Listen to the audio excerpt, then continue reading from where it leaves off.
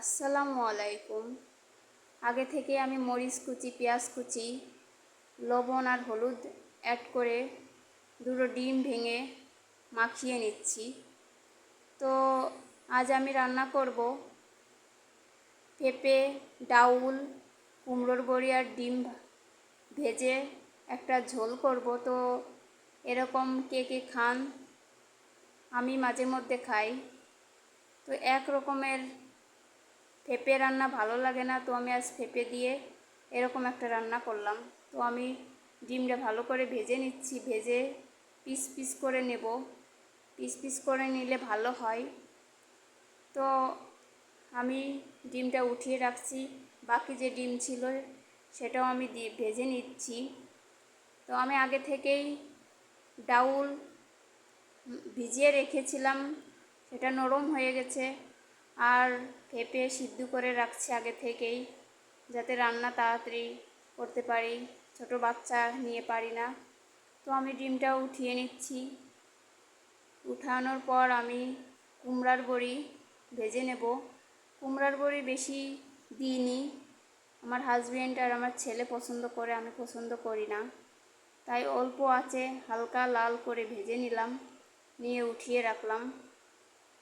উঠিয়ে রাখার পর পেঁয়াজ কুচি আমি দিয়ে দিলাম। পেঁয়াজ কুচি দেওয়ার পর একটু নেড়ে নেব ভালো করে।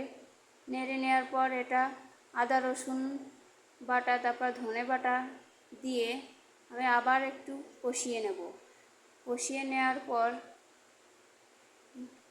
নেওয়ার পর আমি হলুদ অ্যাড করব, লবণও দিলাম।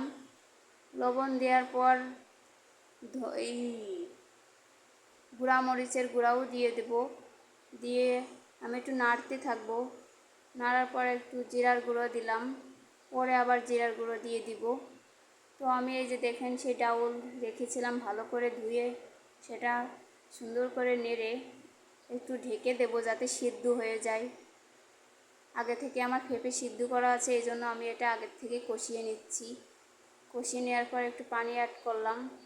এটা ঢেকে দিয়ে কিছু মিনিট করে আমি আবার আগলা করে একটু নেড়ে দেবো যাতে তলে এঁটে না যায়। তো আমার পেঁপে সিদ্ধ করা ছিল, সেই সিদ্ধ করা পেঁপে আমি দিয়ে দিছি, একসাথে কুমড়ার বড়িও দিয়ে দিছি। কারণ কুমড়ার বড়ি সিজতে একটু সময় লাগে, এই জন্য আমি আগে থেকে এটা দিয়ে দিলাম। এখন আমি ঝোলের পানিটা দিয়ে দিছি, আমি আর কষাবো না, কারণ যেহেতু আমার পেঁপে সিদ্ধ করা রয়েছে, ডাউলও নরম হয়ে গেছে। তো দেখেন আমার বলক ওঠার সাথে সাথে আমি ডিমটাও ছেড়ে দিচ্ছি, কারণ ডিমের মধ্যে ঝোল চলে যাবে। তো আমার সব কিছুই রেডি। তো আমি বেশি ঝোল কমাবো না, লবণও আমি দেখে নিছি, সাথে আমি জিরার গুঁড়া দিয়ে দিচ্ছি। আমার রান্নাটা হয়ে গেছে। তো এরকম কে কে খান তো আমার জানায়েন। ভালো থাকবেন, আল্লাহ হাফেজ।